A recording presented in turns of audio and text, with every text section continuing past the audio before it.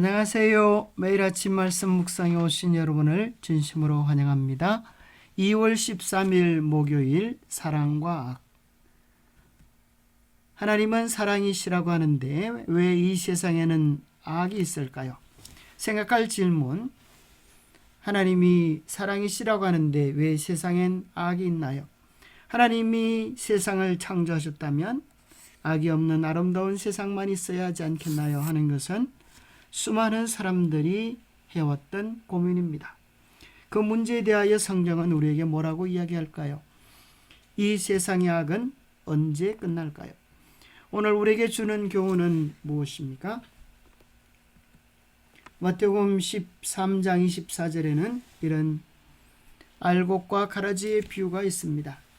예수께서 그들 앞에 또 비유를 들어 이르시되 천국은 좋은 씨를 제밭에 뿌린 사람과 같으니 사람들이 잘 때에 그 원수가 와서 곡식 가운데 가라지를 덧뿌리고 갔더니 싹이 나고 결실할 때에 가라지도 보이거늘 집주인의 종들이 와서 말하되 주여 밭에 좋은 씨를 뿌리지 아니하였나이까? 그런데 가라지가 어디서 생겼나이까? 주인이 이르되 원수가 이렇게 하였구나. 종들이 말하되 그러면 우리가 가서 이것을 뽑기를 원하시나이까? 주인이 이르되 가만두라. 가라지를 뽑다가 곡식까지 뽑을까 염려하노라. 둘 다 추수 때까지 함께 자라게 두라. 추수 때에 내가 추수꾼들에게 말하기를 가라지는 먼저 거두어 불사르게 단으로 묶고 곡식은 모아 내 곡간에 넣으리라. 예수님은 한 비유를 통하여 왜 이 세상에 악이 존재하는지에 대한 설명을 해 주셨습니다. 천국은 좋은 씨를 제밭에 뿌린 사람과 같아서 이 지구에 하나님은 좋은 씨앗만 뿌리는데 어느 날 보니 그 속에 악이 함께 돋아나는 것입니다. 그래서 종들이 이야기합니다. 우리가 가서 이 악을 뽑기를 원하시나이까? 그때 주인은 너희가 가서 뽑아라라고 말씀하지 아니하고 가만두라. 가라지를 뽑다가 곡식까지 뽑을까 염려하노라 말씀하십니다. 어릴 때에는 가라지와 알곡이 잘 구분되어지지 않습니다. 온 우주가 선과 악이 무엇인지, 죄가 무엇인지, 하나님의 온전한 품성이 무엇인지를 바로 알아야 할 필요가 있었습니다. 이 세상에 악이 존재하는 것으로 인하여 이 세상의 수많은 사람들은 하나님의 품성에 대하여 오해합니다. 하나님이 사랑이시라면, 그 사랑의 하나님이 세상을 통치하신다면 왜 이 세상에 악이 이렇게 존재할 수 있는가? 세상은 하나님에 대한 오해로 말미암아 어두워졌다. 오물한 그늘이 밝아지고 세상이 하나님께로 돌아가도록 하기 위해서는 사탄의 기만적 세력이 깨어져야 했다. 이것은 힘으로는 할 수 없었다. 폭력을 사용하는 것은 하나님의 정부의 원칙과는 배치된다. 하나님은 사랑의 봉사만을 원하시는데 사랑은 명령으로 강요될 수 없는 것이다. 그것은 힘이나 권위로 얻을 수 없다. 사랑은 오직 사랑으로만 일깨워진다. 하나님을 알게 되면 그를 사랑하게 될 것이다. 그러므로 하나님의 성품이 사탄의 성품과 대조되어 드러나야 한다. 이 세상은 마치 가라지와 알곡이 함께 자라는 밭과 같습니다. 하나님의 사랑의 원칙이 이 온 우주의 행복의 비결인지, 사탄이 주장했던 자기중심적인 이기심이 온 우주의 행복의 근원인지가 이 지구를 통하여 밝히 드러나게 될 것입니다. 그러나 추수 때가 되면 알곡과 가라지가 분리되어지는 것처럼 언젠가 이 세상의 악이 끝날 때가 올 것입니다. 로마서 8장 18절입니다. 생각하건대 현재의 고난은 장차 우리에게 나타날 영광과 비교할 수 없도다. 계시록 21장 3절입니다. 내가 들으니 보좌에서 큰 음성이 나서 이르되 보라, 하나님의 장막이 사람들과 함께 있음에 하나님이 그들과 함께 계시리니 그들은 하나님의 백성이 되고 하나님은 친히 그들과 함께 계셔서 모든 눈물을 그 눈에서 닦아주시니 다시는 사망이 없고 애통하는 것이나 곡하는 것이나 아픈 것이 다시 있지 아니하리니 처음 것들이 다 지나갔음이라 말씀하십니다.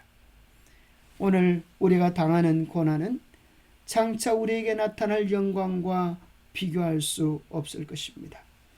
오늘 우리가 당하는 죄에 대한 고통과 아픔들은 이 온 우주에 죄가 무엇인지에 대한 실제적인 증거를 보여주는 역사의 교과서가 될 것입니다.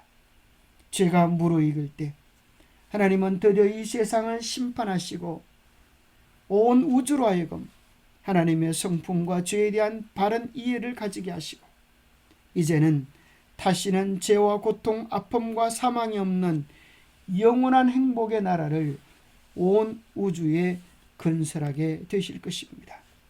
그 때를 위하여 하나님은 인내하시고 기다리시고 우리에게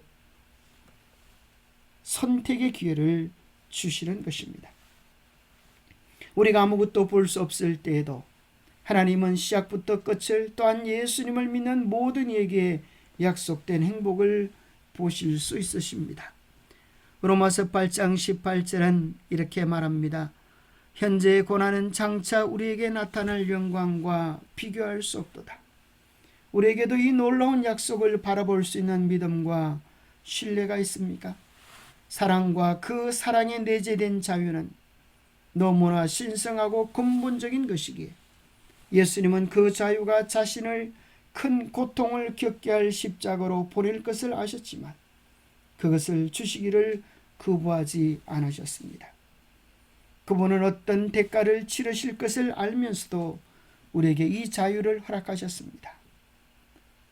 이것은 왜 우리가 무엇을 하든 항상 기억해야 할 중요한 생각입니까? 이 자유의 시간 속에 악은 악으로 무르익고 선은 선으로 무르익게 될 것입니다. 결국 사랑이 승리할 것입니다. 선과의 대쟁투의 아름다운 시작을 기록한 각 시대의 대쟁투 부조와 선지자 제일 첫 번째 단락에는 이렇게 놀라운 하나님의 성품과 하나님의 계명의 본질에 대하여 기록되어져 있습니다.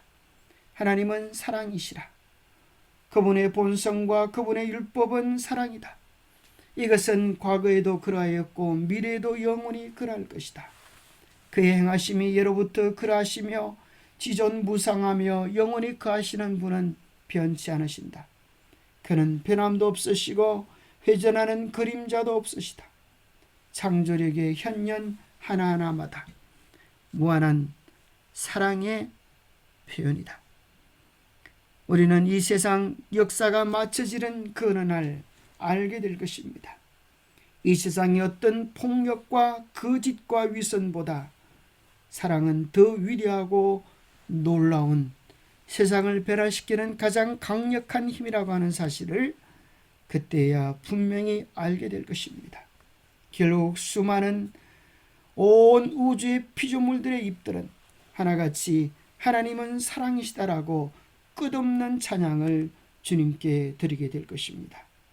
악은 영원히 사라지고 선과 사랑만이 온 우주에 가득하게 될 것입니다. 영감의 교훈입니다. 오늘날 하나님께 대하여 불평을 되풀이하는 사람들이 많다. 그들은 사람들로부터 선택의 자유를 빼앗는 것은 지적 존재로서의 특전을 박탈하는 것이며 단순한 자유 인형으로 만든다는 것을 알지 못한다. 의지를 강제하는 것은 하나님의 목적이 아니다. 사람은 자유로운 도덕적 행위자로 창조되었다. 다른 모든 세계의 거민들처럼 그는 순종에 대한 시험을 받아야 하였다. 그러나 그가 대항할 수 없는 어떤 유혹이나 시련도 그에게 오도록 허락되지는 않았다. 기도하겠습니다. 하나님 아버지, 우리에게 정말 놀라운 선물 자유의 의지를 주셔서 감사합니다. 우리에게 주신 자유의 의지 때문에 결국에는 예수 그리스도가 십자가에 못 박혀 생명을 잃어버려야 될 줄을 아시지만 기꺼이 우리를 인격적으로 대우하시고 자유의 의지를 선물로 주셨음을 인하여 감사합니다.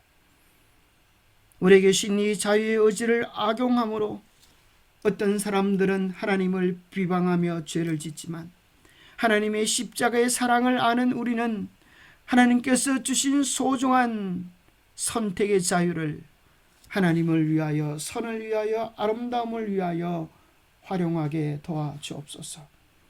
그리하여 자유의 선택으로 인한 아름다운 열매들을 주님께 드릴 수 있는 우리가 되게 도와주옵소서.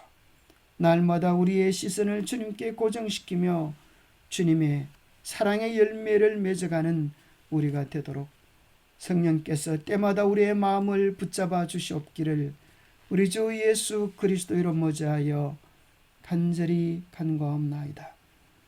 하나님께서 우리에게 주신 소중한 선물 자유의 의지를 잘 활용함으로 말미암아 하나님의 기쁨과 자랑이 되어지는 우리 모두의 삶이 되시기를 축복합니다. 감사합니다.